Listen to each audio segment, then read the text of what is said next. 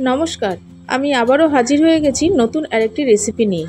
আজকে আমি কাঠি ভাজার রেসিপি আপনাদের সাথে শেয়ার করব। এই কাঠি ভাজা কোনো রকম ছাঁচ ছাড়াই ঘরে বসে কী করে খুব সহজেই তৈরি করে নিতে পারবেন সেটাই আজকে আপনাদের করে দেখাচ্ছি। বন্ধুরা, এই রেসিপিটি আপনাদের ভালো লাগলে একটা লাইক অবশ্যই দেবেন। এই কাঠি ভাজা একবার তৈরি করে 15 দিন পর্যন্ত স্টোর করেও রাখতে পারেন। বিকেলবেলায় চায়ের সাথে খুব ভালো যায়। তাহলে বন্ধুরা চলুন আর দেরি না করে শুরু করি রেসিপিটি। বন্ধুরা, এই রেসিপিটি করার জন্য প্রথমে আমি 300 গ্রাম বেসন নিয়ে নিয়েছি। খুব মিহি বেসনটাই নিতে হবে। বেসনটাকে একটু চেলে নিচ্ছি যাতে এর মধ্যে কোনো দানা না থাকে। চেলে নিয়ে এই কাঠি ভাজা করলে কাঠি ভাজাটা খুব ভালো হয়। বন্ধুরা, বেসনটা চালতে চালতে আপনাদের একটা কথা বলে রাখি, আজকে আমার ভিডিওটি দেখতে যদি কোনো নতুন বন্ধু এসে থাকেন তাহলে অবশ্যই আমার চ্যানেলটিকে সাবস্ক্রাইব করে দেবেন। পাশে থাকা বেল বাটনের অল অপশন প্রেস করে দেবেন যাতে আমার ভিডিওটি আপলোড হওয়া মাত্রই আপনাদের সামনে পৌঁছে যায়। দেখুন বন্ধুরা, বেসনটা চালার পরে কিছু গোটা বাঁধা বেসন বেরোলো, এগুলোকে ফেলে দেব। এবার এই বেসনের মধ্যে আমি কিছু জিনিস অ্যাড করব।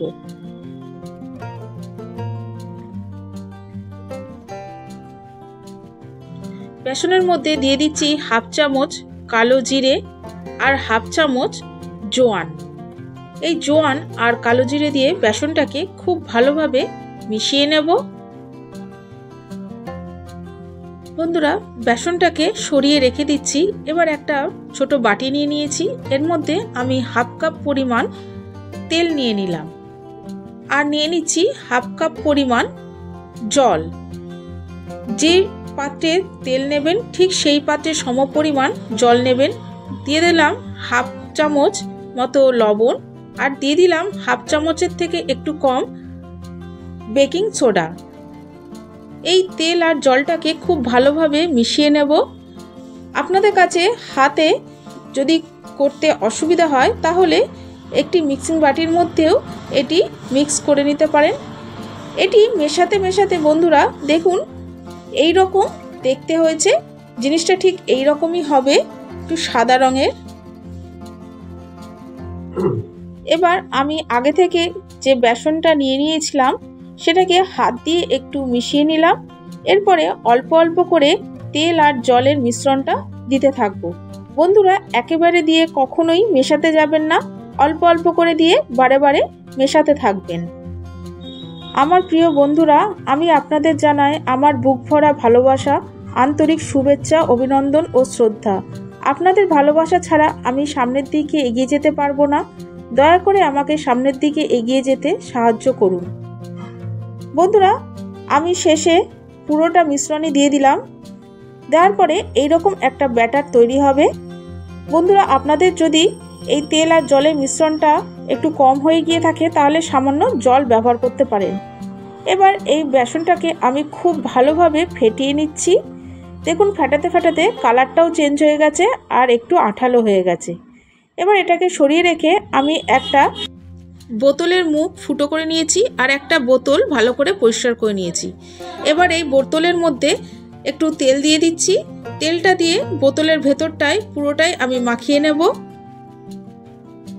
বন্ধুরা, এই কাঠি ভাজার রেসিপিটি আপনাদের কেমন লাগলো সেটা কমেন্টস বক্সে জানাতে ভুলবেন না।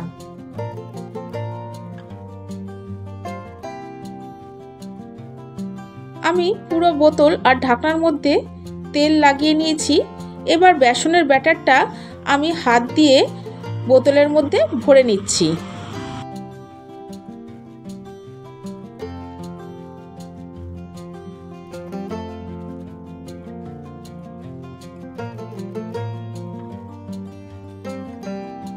দেখুন আমি বোতলের মধ্যে পুরোটা ভরে নিয়েছি। এবার এগুলোকে ভেজে নেব। তার জন্য একটা কড়াইয়ে আমি আগে থাকতে তেল গরম করে দিয়েছিলাম। তেলটাকে মাঝারি ফ্লেমে রেখে আমি বোতলটা দিয়ে কাঠির মতো ভেজে নিচ্ছি।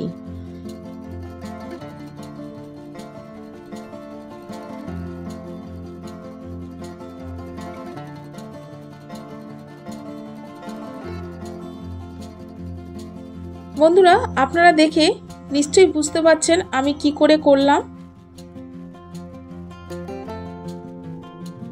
এক পিঠ আমার ভালো করে ভাজা হয়ে গেছে, আমি উল্টে দিচ্ছি।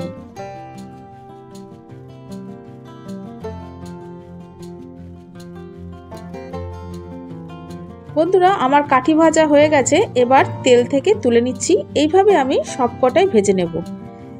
দেখুন বন্ধুরা, কি সুন্দর মুচমুচে হয়েছে কাঠি ভাজাগুলো। এইগুলো একবার বানিয়ে আপনারা 15 দিন পর্যন্ত স্টোর করে রেখে দিতে পারেন। এগুলো বিকেলবেলায় চায়ের সাথে খুব ভালো লাগবে খেতে। তাহলে বন্ধুরা, আজকে আসি, আবার দেখা হবে নেক্সট এপিসোডে নতুন কোনো রেসিপির সাথে। ততক্ষণ ভালো থাকবেন, সুস্থ থাকবেন।